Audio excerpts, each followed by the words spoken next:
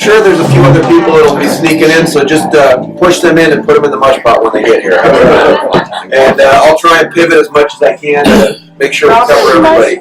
Let me give you a couple of ground rules for tonight's meeting so you understand. First of all, thank you for coming. My name is Paula Barron, and I am the commander of the East Division, which includes all of this area that I think everybody here lives in. And what we do sometimes is when there's an issue going on in a neighborhood that requires us to get a message out or just to get everybody on the same page, because the days where the police would go around saying there's nothing to see here, keep moving, we don't do that anymore. We want you to know what's going on. We want to talk to you about it, but we also want to respect your time. So what this is called is technically a front lawn meeting. If the sun was up and everybody was available during the day, we'd be standing out front doing a meeting like this, but it's not. So we're doing it in a living room, which we appreciate the kind graciousness to let us all invade the living room. But what I envision tonight is, first of all, this is a meeting really just to get you all informed about some of the things that have been going on, so we're all on the same page. I have a message as to what I want to see happen in this neighborhood, so I'm going to share that. I also brought Detective Van Nice, who handles burglary investigations, and he'll speak specifically to some of the things that have been going on in this neighborhood and tell you what it is that you probably want to know, because we don't want you to be in the dark or feel like you don't know what's going on. At some point, I didn't see her come in yet, but Elsa Ramos might be coming in. She worked for our health department in the Homeless Services Outreach Program. And I know some of the concerns that you guys have deal with some of the homeless and the transient issues. She can speak specific to that. And then my neighborhood services specialist, which some of you know, Ruth Ann, I believe she's out front right now on a phone call, so she'll sneak in here, and she'll also be available. And her role is to organize what I really want to see, and that's more community watch groups that are forming. So let me just start with that, and essentially what I want to do is, it sounds a little bit rude, but we're going to do the talking. And if we start taking questions, it just gets a little bit out of control and out of hand, and I want everybody to be able to get back to their home. If you have a question, the people I just mentioned will be here. We will be happy to answer those questions for you once we break. In a normal community watch meeting, it would be more dialogue. We'd talk more, and we'd be able to have that kind of interaction and discussion. But for tonight, we're just going to let you know what's going on, and then we'll be here to answer it if you have a specific question. So with that being said, I'm going to start out and just let you know that I've been here in the East Division for about just over 2 years now. And during the time that I've been here, one of the things that I deal with most often is property crime. And that's something that you guys should be very concerned about. I like to use a quote from one of the suspects that we arrested about 3 or 4 months ago. We always ask the people we arrest, why do you go to a certain neighborhood? Why do you pick a certain house, a certain car? And the person said, we go to the nice neighborhoods because they got nice stuff. That's it. And I wish that it was more profound or more scientific than that. But the reality is you live in a beautiful neighborhood in a beautiful city, and you're very blessed to have such a great place to live, but people know that. And so we are very, very concerned that sometimes when things are going well, we tend to drop our guard. And I don't want people to live in a state of paranoia, but I don't want people to feel like there's ever a time where you can drop your guard. And I could honestly go to any neighborhood in this city, any neighborhood in any city that neighbors us anywhere in Southern California, and I can tell you the same thing. It's not like you're unique or special, and it's not like crime is rampant everywhere. It's just that we live in a very mobile society. Bad guys have cars, bad guys have bikes, they take public transportation, they live around here, they live all over the place. So we always have to consider that there are people walking around looking to do bad things, and we want to be aware of that. So keep that in mind as we're talking. Now, one of the things that's most important to me, when I came here 2 years ago, the first week I was here, I went out on a patrol shift, and I rode just in a car. And I went and I responded, there was an audible burglary alarm going off in a house, not in this neighborhood. And when I got there, the neighbor had called it in. He was standing out front, and he was saying, I don't know where the person is that lives here, but the alarm's going off, and we're afraid someone might have broken in. And as we're talking, the resident pulled up. And as the resident pulls up, she says, oh my gosh, officer, what's going on? What happened? Your alarm's going off. And she looks at the guy who's standing with me, who's the next door neighbor, and she says, who's he? And I wanted to strangle her. How do you not know the person that lives next door to you? And as I was in here tonight, just getting started, and we were listening to everybody mingle and talk, what I was hearing is, oh my gosh, you live right here. Oh, hi, I'm seeing people shake hands. Oh, I moved, we're down here now. I walk past your house every day. That's why we have these meetings. That's why these things are important. And when I first got here a couple of years ago, most of our meetings were in school auditoriums, or they were in the council office, or they were in somewhere like that because they were big, because people came from a big, large area. I don't like those. I mean, they're necessary, and we can do it, and I can speak to 100 people at a time.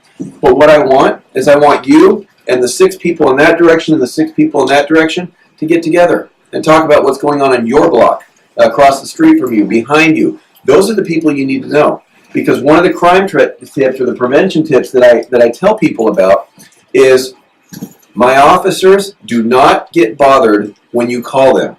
I hear it constantly. People say, I saw something suspicious, but I didn't call you because I didn't want to bother you. And then I saw that suspicious person going up and knocking on my neighbor's door, and I didn't call you because I didn't want to bother you. And then that suspicious person went around to the side of my neighbor's house, and I didn't call you because I didn't want to bother you. And then that suspicious person walked out with my neighbor's TV and got in a car and drove away, and I called you. That's not good. And that's the kind of thing that we need to get across, is every one of you at some point or another has been or will be involved in something suspicious. I'm not going to say a crime, but something suspicious. I was talking to somebody in this room just now who has been to many of my meetings. They have heard this speech. And they told me, hey, guess what? The other night, somebody knocked on our door. We went there. They weren't there. Guess what? I want to know about that. So don't think that it's the big stuff we want to know about. It's anything that's suspicious to you. If it seems strange, if you think, this is weird, this doesn't seem right to me, I've lived here for 20 years and I've never seen something like that, call us. Now, my dispatchers are going to ask you all kinds of crazy questions. They're going to want to know exactly what it is, whether they should or shouldn't put a police officer on it. But let them decide that. Don't you be the one to decide that. Because any little call you make could be the difference between us having the ability to stop somebody or not stop somebody, or us having the ability to be in your neighborhood to scare them off because they see a black and white driving around versus not being in that neighborhood. So those are some of the things I want you to think about as we move forward. Now, Elsa snuck in. I don't know if you came in through the back door. Or, okay, she snuck in. Elsa's over there. She works with the homeless service folks. And in a little bit, I'm just going to have her give you an overview of what she does so you understand, especially with things that have to do with the homeless and the transits, maybe not specific to this street, but as you walk down a 2nd Street or you're at the pier, some of the areas of the parks where you're seeing them, she can tell you because I know that's a big concern. But first thing I want to do is have Detective Bad Nice speak a little bit about some of the specific crimes that are going on. He can brief you on some of the things that they're looking at, some of the success that we have had. And then we'll follow up with some homeless service, and I'll have to follow up with a couple more things before we send you on. I'm Detective Badnays. I work burglary detail. I've been there a short period of time. I work this area. I'm assigned to this area. Recently, we've had 3 incidents within the last couple weeks. Most of you probably know about it because you're a tight community. We had one, I believe, off of Granada, where a suspect jumped the victim's wall and started shaking on the doors and stuff, and apparently there was some gunshots. And then the suspect fled and decided to climb a 25-foot tree and wait for the police and then fall out. He was taken into custody, and I filed the case the other day, so that one is great. He's being taken care of. So you said apparently there were gunshots. Are you sure? There was gunshots. Okay. Yeah. Can you be more specific when you tell the story? Sure. There was gunshots, and he didn't get hit. He fled, and the police, we eventually took him into custody. I sent the case over court 2 days ago, and we had another one where a transient / homeless individual decided that he was going to go and walk through someone's front door and sit on her couch and demand that she make him a coffee, and decided that he wanted to stay in the house, and then she chased him out, and he ran down the street, and the police stopped him. The police arrested him, and we filed that case yesterday, and he is looking at a large amount of time based on his history. And we also had one where another individual decided to walk into a lady's home and go through her purse, steal her cell phone and some other items. Her husband actually chased the suspect down the street, and he we don't know this if it happened yet, but he may have jumped into a vehicle that was suspicious, lights out, and decided to drive off. I have a license plate on that one. I have a picture of that, and I'm going to talk to the victim of that crime tonight, show them the plate, show them the car, and apparently there's some video that one of your neighbors got that I'm going to review too, which is awesome. Anytime that we get video, we love it because it's live. We can show it. We can show it to the court. If they try to deny what they did, it's there. It's live. What were the We time like- of days of the 3 incidents? I believe one of them was in the morning, and the other 2 were later in the evening. One of them was 5:20, the Yeah, one where I 5:20. walked in the house and demanded coffee. Okay. Right. The one where the shooting occurred, that was at 12:30, almost 12:30 in the morning. Okay, thank you. And then trying to find this other one here. Ours was 9 o'clock at night. 9 o'clock at night. 9 o'clock. PM. So our burglary detail, we're really passionate about catching these people. We encourage everybody to take the precautions to make their house safer. And if you have video, if you have pictures, like Commander LeBaron said, if you see something, say something about it. Let us know about it, because if they're hitting this neighborhood and you're not saying anything, it makes it harder to catch them. We want to catch them.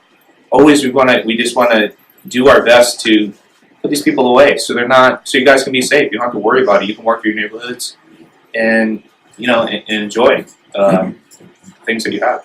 Why should you have to worry about someone walking in your living room in the morning or at night? I mean, that's how it works. All right, thank you. And then I want to bring Elsa up real quick. And if you stand here, then everybody can see you. Yeah. Elsa works for our health department, as I said. She oversees our homeless outreach program, which is critical to the success that we have. And I know when I say success, some of you are thinking, how can you call that success? Because there's a lot of transients that walk around here. It would be a whole lot worse if it wasn't for the work that she's doing and the work that we do with her. And there's a lot of very good things that are happening. So I'll let her talk about it, and then I'll just finish up with a couple other. So I just wanted to do a quick overview and let you all know that the City of Long Beach actually has a homeless services division. And what we are tasked with is responding to outreach concerns. I oversee our multi-service center, which is located in West Long Beach, that provides homeless services for anybody who is at risk or currently experiencing homelessness. We see about 2,200 contacts in any given month. But what really impacts most of our community members is our street homeless population. This population is not necessarily coming to the center to access services. So we do have a robust street outreach network team that actually goes out into the field to engage people on the streets and link them into the services that we provide. Some of the trends that you may be seeing is increased panhandling and visible homelessness along the 2nd Street area, and I know we've done a couple of other presentations with other neighborhood associations in the area. That may be a result of some recent coordinated efforts that we've done along the beach area in the last few months. And so when you do coordinate efforts in certain areas, people either engage in services or move away from that area into other neighborhoods. And so we've seen a little bit of that. And also with the holidays, 2nd Street is a very busy street, and people will panhandle there because people do give money. And I know that it's the holidays, people want to help, and so it becomes a very lucrative thing to do along 2nd Street. What I brought with me today are our Blue Pocket Guides. These are resource guides that we really encourage our community members to distribute instead of money.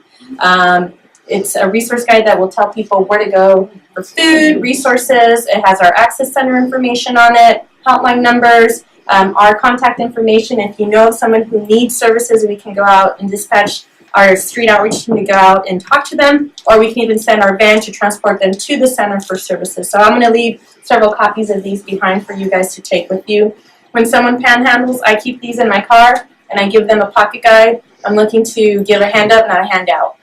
When we give money out, it really kind of enables the problem.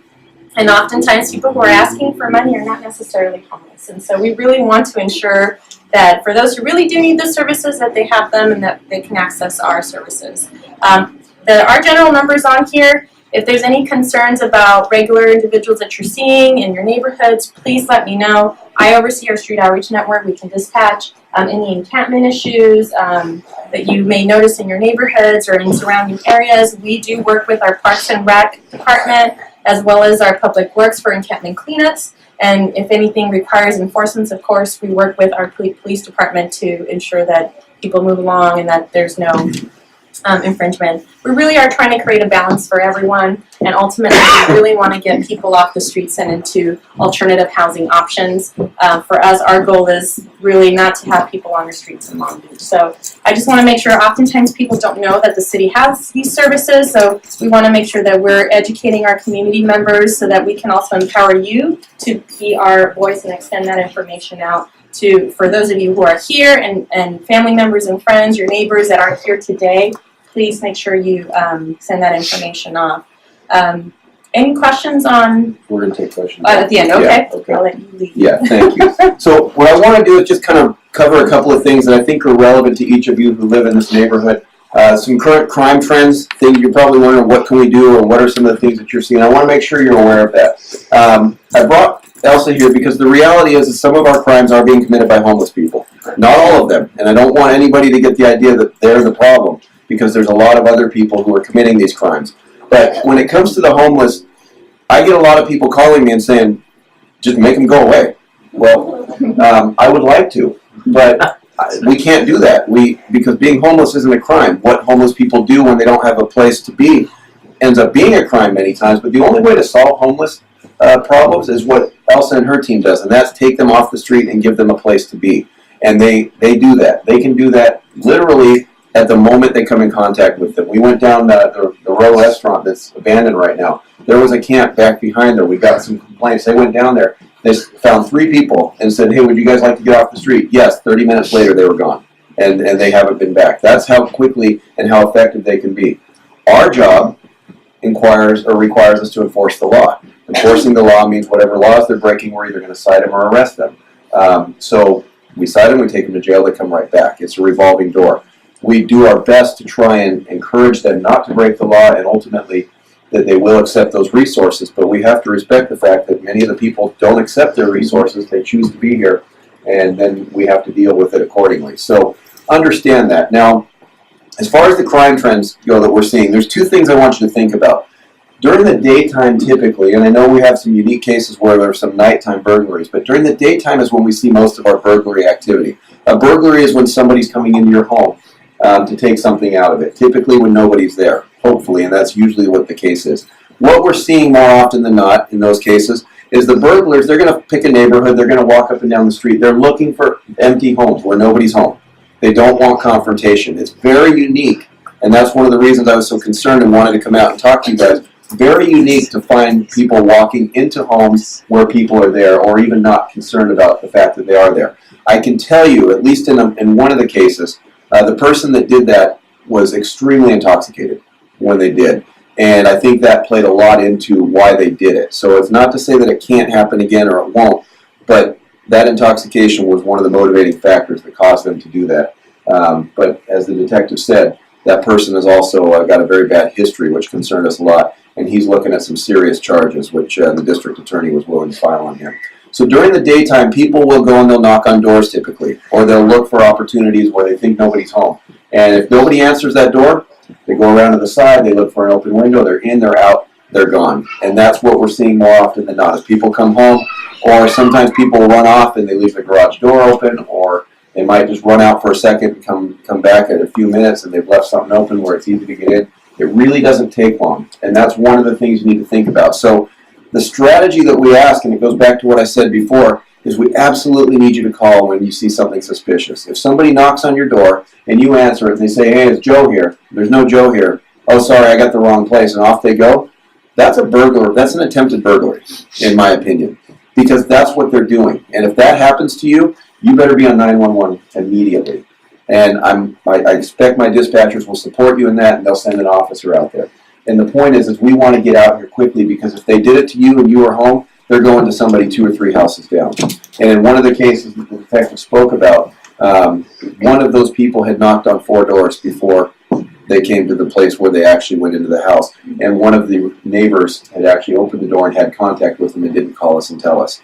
And that, I'm not just saying that it would have changed anything, but it certainly would have been helpful for us. And we ended up catching this person anyway, but in my opinion, it was just a little bit too late. So you want to think about anything you see, anybody you see walking around, big concern. At night, that's where our cars are being broken into and stolen. and there's actually a spike right now. That's something that you should be thinking about. Just in the last month, I've seen a lot more cars getting broken into. But I keep track, I have my crime analyst look at it. She looks at two things. Number one, which cars are being broken into and which cars have things taken from them. The difference is one car is unlocked, the other car is not. And we have way more cars having things taken from them than I do cars being broken into, which tells you something. People are not locking their cars. Or if they are being broken into, typically what's being lost are laptops, purses, iPads, cell phones, and you shouldn't be leaving those things in your car in plain sight where they can do that, because what you have is at night, people will ride their bikes and they'll walk up and down the street and they're just looking inside cars. If they see something that looks valuable, whether it's a gym bag, a diaper bag, a purse, anything like that, they'll break your window for it and they'll take it. And even if it's just diapers, even dirty diapers, you still got a broken window. And that's frustrating. But what you need to remember about crooks, especially the ones that work at night, they're lazy by nature and they're opportunists. When I say they're lazy, what I mean is they're going to walk up and down the street looking for things to take. And if they have to walk all the way down Broadway and they only find 2 cars to take, that's a long way to walk for two cars worth of stuff. They'd rather go to some of the other neighborhoods where they can walk 1 block and get 14 cars, which is what we just arrested a guy doing the other day. And he said, I've been on this block for 10 minutes and I've already been in 14 of them. So the more you invite, it's almost like feeding a stray cat, the more likely they'll come back and they'll keep coming back. So every night, please, when you go to the stores, especially at Christmas time, they know people shop, they know people throw their stuff in the car and then they go shop some more. They're looking for Christmas presents. Along those lines, another very seasonal crime that we're seeing is the UPS and the FedEx and everybody dropping packages on your front doors. We literally have people following them. And they follow them, and as soon as they drop it off, if nobody comes out to pick it up right away, they're up there grabbing it and they're gone. We arrested somebody. Last year we knew somebody specifically that was doing it. We were on his tail. Weren't able to catch him. This year, we did catch him. He was doing it. We caught him, and 2 days later he was already back out.